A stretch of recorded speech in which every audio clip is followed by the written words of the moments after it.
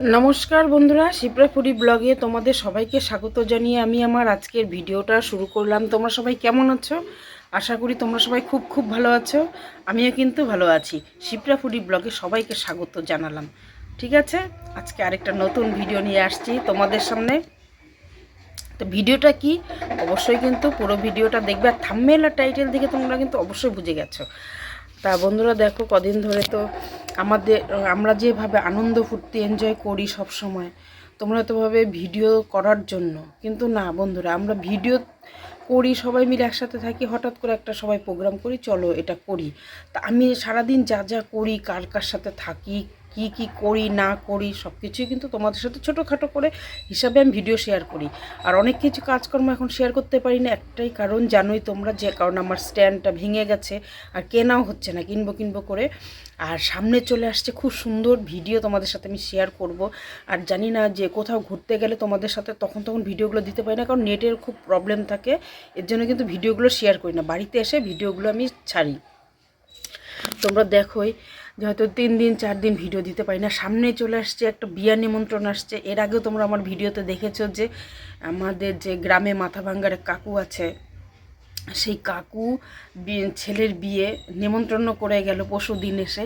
তা আমরা বিয়েতে যাব, বৃহস্পতিবারে বিয়ে, আমি হয়তো যাব বুধবার নাগাদ, হয়তো চলে যাব। তো তোমরা অবশ্যই সাথে থাকবে, ভিডিওগুলো কিন্তু দেখবে পুরো ভিডিও। আর তো তখন যদি ভিডিওগুলো ছাড়তে না পারি, প্লিজ আমাকে ক্ষমা করে দিও। জানো যে গ্রামের দিকে না হয়তো আমার জিও সিম নেটওয়ার্ক পায় না। চেষ্টা করবো, দেখি ওখানে কি সিম, ফোন করে শুনে হয়তো ভিডিওগুলো যদি ছাড়তে পারে। বিয়েবাড়ি মানে বুঝতেই পারো প্রচুর রাত্রি হয়ে যায় এডিট করা, কারণ আমি তো করি না, আমার ছেলেই করে সব কিছু। ও কীভাবে করবে না করবে, করতে পারে না, বাচ্চা মানুষ যেহেতু। তা যাই হোক, আজকে একটা নিয়ে আসছি সুন্দর একটা রেসিপি, তোমাদের সবারই জিভে জল চলে আসবে এই রেসিপিটা। কারণ এটাই আমি বানাবো, কারণ অনেক দিন ধরে না কুলগুলো আছে, শুকিয়ে গেছে। আজকে সেটার আচার বানাবো, সেটারই ভিডিও তোমাদের সাথে আমি শেয়ার করব।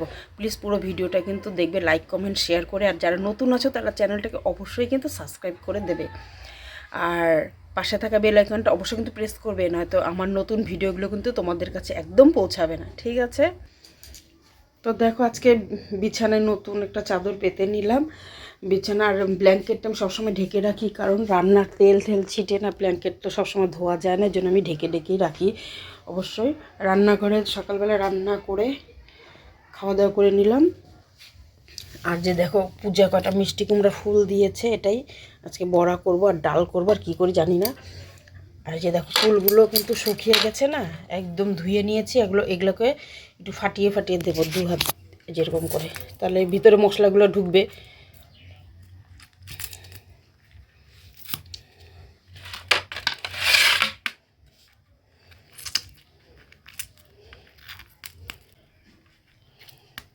আর আচার করার জন্য নিয়েছি দেখো এখানে মৌরি, ধনে আর শুকনো লঙ্কা। এগুলো এই কড়াইয়ের মধ্যে সুন্দর করে আগে ভেজে নেব, শুকনো খোলায় ভেজে মিক্সিতে গুঁড়ো করে নিয়ে তারপরে আমি কিন্তু আচার বানাবো।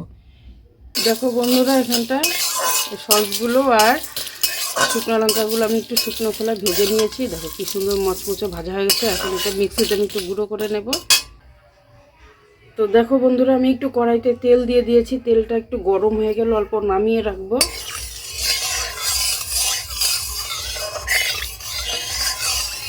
এই তেলটা, গরম তেলটা একটু ঠান্ডা করে যখন আচারটা হবে তারপরে দিয়ে দিলে কিন্তু আচারটা আপনারা কয়েক বছর ধরে খেতে পারবেন। কড়াইতে দেখো তেল দিয়ে দিয়েছি আবার, আর অল্প 5 ফোড়ন দিয়ে দিলাম। আর শুকনো লঙ্কা দেবো না, কারণ শুকনো লঙ্কাটা তো গুঁড়ো করে নিয়েছি।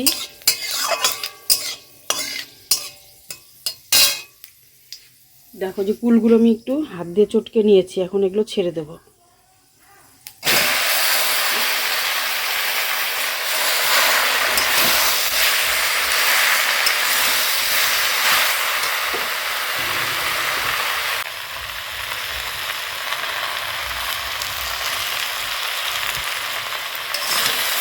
নুন দিয়ে এখন এটাকে সুন্দর করে কিছুক্ষণ ধরে একটু ভেজে তারপরে দিয়ে দেবো গুড়। তোমরা যে যতটুকু ফুল নেবে সেই পরিমাণে কিন্তু গুড় দেবে।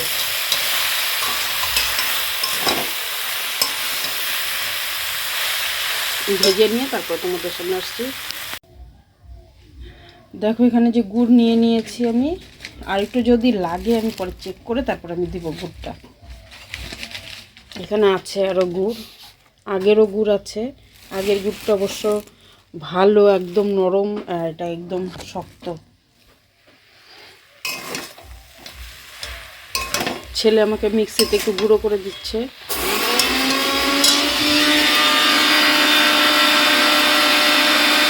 কুলের আচার দেখো এখন এগুলো ভাজা ভাজা হয়ে গেছে, দিয়ে দিলাম গুড়টা। গুড় দিয়ে এখন নাড়াচাড়া করব। তোমার মিক্সিতে গুঁড়ো করে হয়ে গেছে? কমপ্লিট।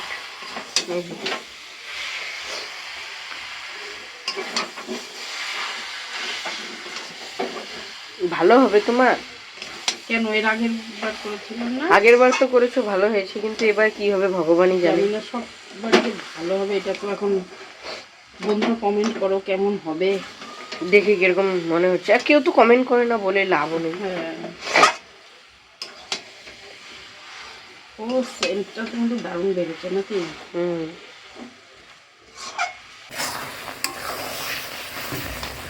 তো দেখো বন্ধুরা, আমার কুলের আচার কিন্তু রেডি হয়ে গেছে। এখন দিয়ে দিব যে গুঁড়ো মশলাটা, ভাজা রোস্টেড মশলাটা।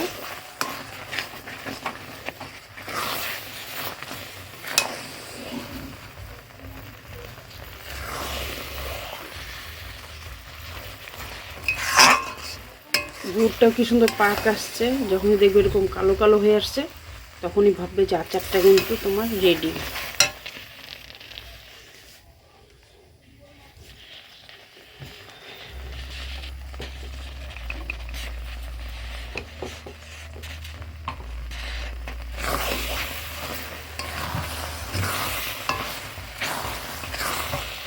গ্যাসটাকে এখন কমিয়ে দেবো। দেখো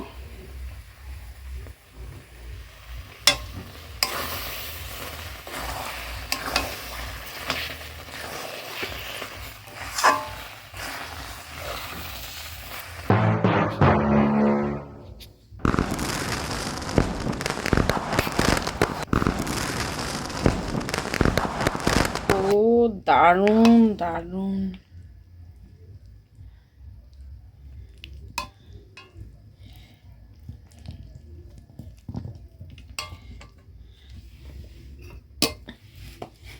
এখন এই তেলটা এখানটা দিয়ে দেব।